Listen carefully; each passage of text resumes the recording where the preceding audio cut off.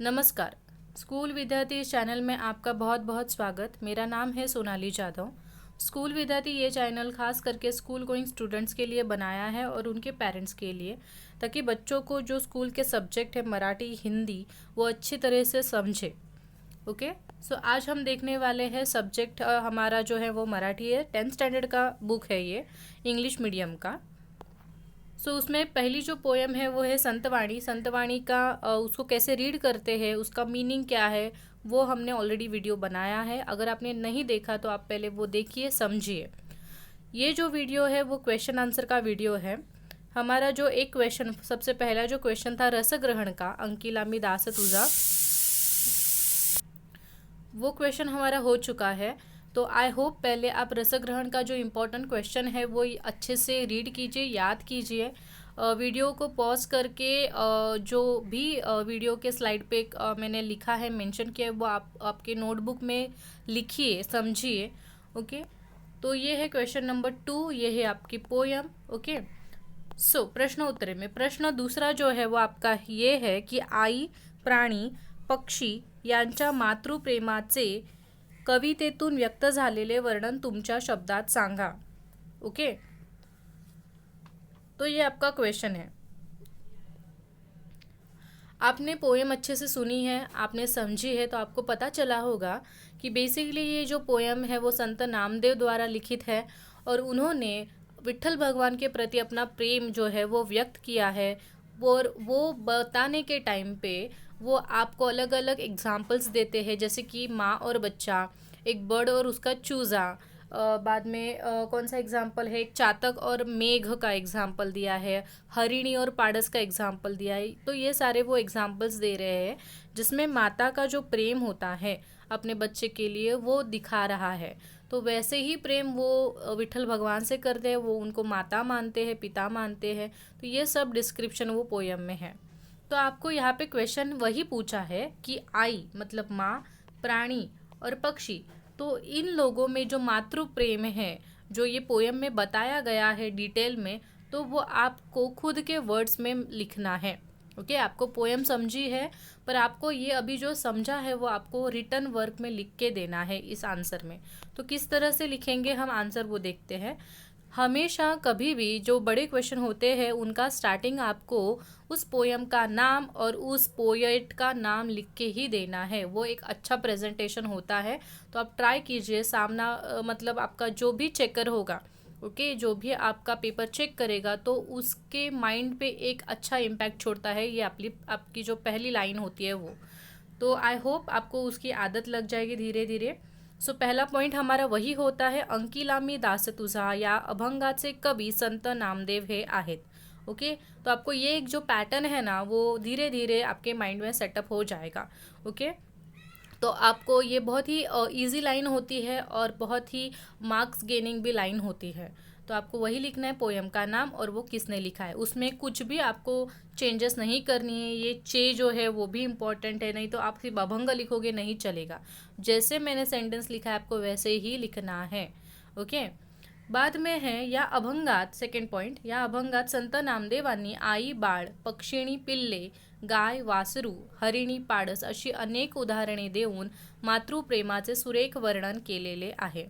Second point आपको लिखना है कि क्या है इस पोयम में। तो इस अभंग में संत नामदेव ने एग्जाम्पल्स दिए हैं। किन के एग्जाम्पल, तो आई और बाळ का, पक्षिण और पिल्ले, गाय, वासरू, हरिणी और पाड़स, ये 4 एग्जाम्पल दिए जिसमें मातृप्रेम दिखाई देता है। तो मातृप्रेम ये शब्द आपको क्वेश्चन में ही पता चलेगा कि देखिए यहाँ पे ही लिखा है। तो आपको वो कॉपी पेस्ट करना इजी हो जाएगा जिनको लिखने का प्रॉब्लम है। ठीक है, आपको इतना ही बोलना है सेकंड पॉइंट में कि संत नामदेव ने इतने अनेक जो उदाहरणें मतलब एग्जाम्पल्स दिए हैं जो मातृ प्रेम को, मदर लव को क्या करता है, डिनोट करता है, दिखाता है, उसका वर्णन किया है। सुरेख मतलब ब्यूटीफुली उन्होंने डिस्क्राइब किया है। सेकेंड पॉइंट आपको समझा है, वेरी गुड। नेक्स्ट जाते थर्ड पॉइंट। थर्ड पॉइंट में आपको सिंपल लिखना है कि सर्वात जवळचे नाते आई व मुलाचे असते, मतलब सबसे गहरा जो रिश्ता होता है वो होता है माँ और बच्चे का। ओके, क्योंकि पोएट ने इसी पे ज़्यादा जोर दिया इस पोयम में, तो वो चीज़ आपको मेंशन करनी ही होगी क्योंकि आपका जो क्वेश्चन है वो मेनली क्या है, मातृ प्रेम के बारे में है, तो आपको वो बॉन्ड दिखाना बहुत ज़रूरी है उनका। तो वो आप लाइन थर्ड सेंटेंस में लिखोगे। देखिए सेंटेंस मैंने छोटे और इजी रखे हैं पर उसका मतलब बहुत गहरा है, तो आपको मार्क्स मिल जाएंगे। बाद में है फोर्थ पॉइंट, आपल्या बाळाला संकटातून बाहेर काढण्यासाठी ती नेहमी तयार असते। अपने, आपल्या मतलब अपने, बाळाला मतलब बच्चे को।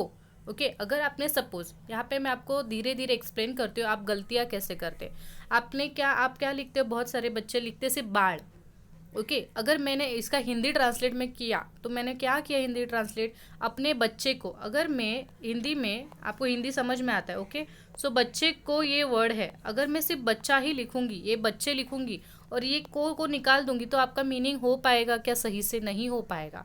ओके तो ये को भी कितना इम्पॉर्टेंट होता है वो आपको हिंदी में समझ में आता है। वैसे ही ये मराठी में जो ला शब्द लगा है, उसको ला जो अक्षर लगा है तो उसको बहुत इम्पॉर्टेंट है, वो बहुत इम्पॉर्टेंट वर्ड है, एक लेटर है। तो आप उसको ऐसे नहीं निकाल सकते, सिर्फ बाढ़ नहीं लिख सकते, उसका मार्क्स आपको नहीं मिलेगा। ठीक है, मतलब आपका पूरा जो सेंटेंस है वो क्या हो जाएगा, एकदम बिखर जाएगा। तो ऐसी गलतियां मत कीजिए, जो सेंटेंस जैसा लिखा है वैसे ही आप याद कीजिए, धीरे धीरे आपको एक हैबिट लग जाएगी। ठीक है, सो फोर्थ सेंटेंस है कि अपने बच्चे को संकट, कोई भी जो संकट है, मैंने मोस्ट ऑफ ऐसे ही वर्ड रखे हैं जो हिंदी मराठी में सेम है। ठीक है, सो अपने बच्चे को किसी भी संकट से बाहर निकालने के लिए, बाहेर काढण्यासाठी मतलब बाहर बाहर निकालने के लिए, ती मतलब कौन, माँ। ओके तो माँ हमेशा, नेहमी मतलब हमेशा, तैयार मतलब रेडी होना। तो वो माँ जो होती है वो अपने बच्चे को किसी भी संकट से बाहर निकालने के लिए हमेशा रेडी रहती है। ओके नेक्स्ट है फिफ्थ पॉइंट, आगीचा पडलेला। ओके इधर च नहीं है, इधर त है। ठीक है, प्रिंटिंग थोड़ा सा टाइपिंग मिस्टेक है। आगीत पडलेल्या मुलाला वाचवण्यासाठी त्याची आई त्याच्याजवळ धावत जाते। मतलब आग में अगर किसी का बच्चा, किसी माँ का बच्चा आग में अगर गिरा है तो उसको बचाने के लिए, वाचवण्यासाठी मतलब बचाने के लिए, त्याची आई मतलब उसकी माँ उसके उस बच्चे के पास दौड़ के जाती है। धावत जाते मतलब दौड़ के जाती है। ये पहला एग्जाम्पल, आपको सब एग्जाम्पल लिखने हैं। आपको जब मैंने पोएम सिखाई थी आपको सब एग्जाम्पल याद है, पर आपको यहाँ पे रिटर्न करना है, आपको ओरली नहीं बोलना है। अगर आपको पोएम अच्छे से समझिए तो आप किसी भी उसको, मतलब किसी भी बच्चे को, आपके फ्रेंड को आप उसका मीनिंग ईजीली समझा सकते, पर आपको पेपर में लिखना है ये चीज़। तो आपको रिटर्न में कैसे लिखनी है वो भी आपको आना चाहिए। ठीक है, सो आगीत पडलेल्या मुलाला मतलब आग में गिरे बच्चे को वाचवण्यासाठी, बचाने के लिए, त्याची आई मतलब उसकी माँ त्याच्याजवळ धावत जाते, उसके पास दौड़ के जाती है। नेक्स्ट है 6 नंबर, घरट्यातून पिल्लू। ये पहला एग्जाम्पल हो गया हमारा। ठीक है, सेकंड एग्जाम्पल दिया था, घरट्यातून पिल्लू खाली पडताच पक्षीण त्याला वाचवण्यासाठी खाली झेप घेते। मतलब यहाँ पे है कि जब भी घरट, घरट का मतलब होता है नेस्ट। ओके जो नेस्ट होता है, ओके तो नेस्ट में से जब भी एक मतलब जो चूज़ा होता है वो अगर नीचे गिरता है ज़मीन पर, धरती पर, तो उसकी जो माँ होती है, जो फीमेल बर्ड होती है, वो उसको बचाने के लिए, वाचवण्यासाठी मतलब बचाने के लिए खाली झेप घेते, मतलब नीचे की डायरेक्शन में उड़ना चालू करते उसके बच्चे को। अगर वो ऊपर वंडरिंग कर रही है, घूम रही है, ओके फ्लाई कर रही है, पर अब अगर उसको ये दिखता है कि उसका बच्चा नीचे, एक चूज़ा नीचे गिर रहा है नेस्ट है तो घोंसले से, तो वो उसको बचाने के लिए उसकी तरफ दौड़ती है। ये सेकंड एग्जाम्पल है हमारा। बाद में थर्ड है, वासरू जेव्हा भुकेने हंबरू लागते तेव्हा गाय आपल्या वासराकडे धावत येते। वासरू मतलब मैंने क्या बोला, जो गाय का बच्चा होता है उसको मराठी में वासरू बोलते हैं। ये शब्द आपको ध्यान में रखने होंगे। सो वासरू मतलब जब वो गाय का बछड़ा, जेव्हा भूकेने जब भूख से, हंबरू लागते मतलब रोने लगता है, एक आवाज़ उसकी जो गाय की आवाज़ होती है उसको हंबरने, ये शब्द यूज़ किया जाता है मराठी में। तो जब गाय का बछड़ा हंबरू लागते मतलब भूख की वजह से जब आवाज़ करने लगता है, तेव्हा, तेव्हा मतलब तब, गाय आपल्या वासराकडे धावत जाते। जो गाय है वो अपने बच्चे के पास, वासरू जो है वासराकडे, उसके पास दौड़ के चली जाती है। ओके बाद ये थर्ड एग्जाम्पल हो गया। फोर्थ एग्जाम्पल डियर का है हमारा, तो वो लिखना है हमें, जंगलात वणवा लागल्याने पाडसाला वाचवण्यासाठी हरिणी पाडसाजवळ धावत जाते। मतलब जब जंगल में वणवा, वणवा मतलब जो फायर होती है, जंगल फायर। ओके, सो जब भी वणवा बोलते हैं उसको, पूरा जो ऑस्ट्रेलिया में अभी आपने देखा जहाँ जहाँ पे बहुत सारे कैंगरू मरे, तो वो जो फायर होती है, तो जब भी वो जंगल में लगती है तो पाड़स, पाड़स मतलब जो डियर का बच्चा होता है, तो उसको पाड़स बोला जाता है मराठी में, ठीक है, हिरन के बच्चे को। तो अपने पाड़स को बचाने के लिए वाचवण्यासाठी, देखो वाचवण्यासाठी आपको ये जो वर्ड है वो बहुत बार आया होगा, तो आप वो ध्यान में रखिए। साठी का मतलब होता है, जहाँ पे भी साठी शब्द आपको सुनाई देगा उसका मतलब होता है के लिए, हिंदी में क्या होता है, के लिए। तो वाचवण्यासाठी मतलब बचाने के लिए, हरिणी मतलब जो फीमेल जो डियर होती है वो अपने बच्चे के पास मतलब पाडसाजवळ धावत जाते। ओके, जवळ का मतलब है पास, कड़े का मतलब भी होता है पास, वासरा कड़े मतलब बछड़े के पास, और हरिणीचं पाड़ मतलब यहाँ पे भी जो हरिणी का बच्चा है उसके पास उसकी जो माँ है वो दौड़ के चली जाती है। ओके, तो आपको क्या करना है, आपको पहले देखिए फिर से देखते, पहले पोएम का नाम, पोएट का नाम, वो पोएम के बारे में थोड़ा बताना है। हमारा जो क्वेश्चन है उसके बारे में आपको लिखना है ये 2 लाइन, ठीक है, ये आपके 4 पॉइंट होता है। वो 4 पॉइंट होने के बाद आपको आगे के जो 4 पॉइंट है उसमें आपको 4 एग्जाम्पल एक्सप्लेन करना है। इतना होने के बाद आपका आंसर ऑलमोस्ट कवर हो जाता है। और लास्ट एंडिंग आपका 9 पॉइंट में आप कैसे करोगे की अशा प्रकारे वेगवेगळी उदाहरणे देऊन संत नामदेव यांनी आईच्या प्रेमाचे सुरेख वर्णन केले आहे। ओके, मतलब अशा प्रकारे मतलब इस तरह से डिफरेंट एग्जाम्पल दे के संत नामदेव यानी मतलब इन्होंने आई के प्यार का सुरेख मतलब ब्यूटीफुल्ली क्या किया है, वर्णन किया है, किसमें, इस अभंग में। समझ में आया आपको हर शब्द का मीनिंग हिंदी में। ओके, तो आपकी जो लैंग्वेज है वो हिंदी आप सब मोस्ट ऑफ पीपल समझते हो, इसके लिए मैं जो मराठी की वीडियोस है वो उनको हिंदी में थोड़ा बताती हूँ ताकि आपको समझे। ओके ओके, तो आपको वो इजी हो जाए। सो आई होप आपका जो ये 9th पॉइंट का आंसर है वो अच्छे से याद हो जाएगा। डाइजेस्ट में बहुत बड़े आंसर होते हैं, इसका भी जिसके पास डाइजेस्ट है, टारगेट है, वॉटेवर जो भी बुक्स है जिनसे वो आंसर कॉपी पेस्ट करते हैं या फिर पढ़ते हैं, तो मैं उनको ये बताना चाहती हूँ कि उसमें बहुत बड़े आंसर है। और आप बोलोगे आपने बहुत एज़ कम्पेयर, उससे कंपेयर बहुत छोटा लिखा है, पर मैंने ये क्यों लिखा है कि ये जो आंसर है वो नॉर्मल, मीडियम मतलब जो भी लेवल का बच्चा है, जो वीक बच्चा है, जो मिडल में आता है, जो हाईएस्ट में आता है, सभी बच्चों के लिए ये आंसर बहुत ही परफेक्ट आंसर है।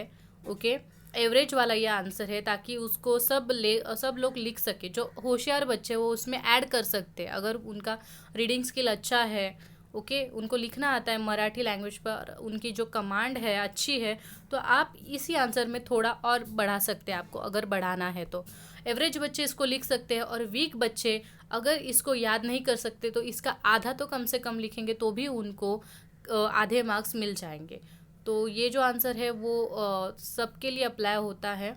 ओके, और लैंग्वेज मैंने इजी रखी है ताकि बच्चे जो आंसर पढ़ रहे वो उसको समझे।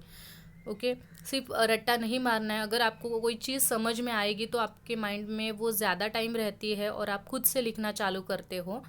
सो अगर आप वीक हो तो धीरे धीरे आप खुद से लिखना शुरू कर मतलब जल्द ही करोगे अगर आप उस पर वर्क करोगे। ओके, तो आप आपका जो होप है वो छोड़िए मत, बी होपफुल, ठीक है। तो और इस क्वेश्चन के लिए मैं आपको एक प्लस पॉइंट बताती हूँ कि अगर आपने ये जो आंसर किया आई, प्राणी और पक्षी, तो इसके जो नेक्स्ट वाला जो क्वेश्चन है हमारा, संत नामदेवांनी परमेश्वराकडे केलेली विनंती, इसके आगे का जो क्वेश्चन है, तो अगर आप ये वाला क्वेश्चन नंबर 2 जब आप करते हो तो आपका क्वेश्चन नंबर 3 का आधा आंसर उसी में हो जाता है। ओके, तो ट्राई कीजिए कि आप ये आंसर अच्छे से याद कीजिए, रसग्रहण, और ये आंसर अगर आपने बहुत ही अच्छे से याद किया तो आपके आगे के जो 2 आंसर होते हैं वो इजीली कवर हो जाते हैं। ओके, क्योंकि पोयम उतनी सी छोटी सी है तो वही आंसर अलग अलग वे में रिपीट होता है। तो आप ट्राई कीजिए कि ये 2 क्वेश्चन आंसर आप अच्छे से कवर कीजिए। जो वीडियो है वो पॉज कीजिए और देख के नोट्स बनाइए, एक बुक बनाइए जिसमें आप मराठी के क्वेश्चन आंसर लिखें।